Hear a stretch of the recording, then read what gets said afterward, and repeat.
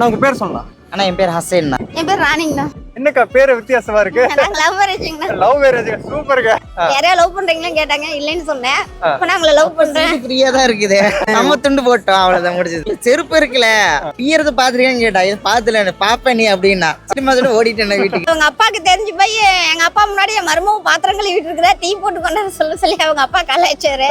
எங்க அப்பா என்னையும் பார்த்தாரு. அப்புறம் ஒன்றும் சொல்லிட்டு டெய்லி ஃபோன் பண்ணுவாங்க.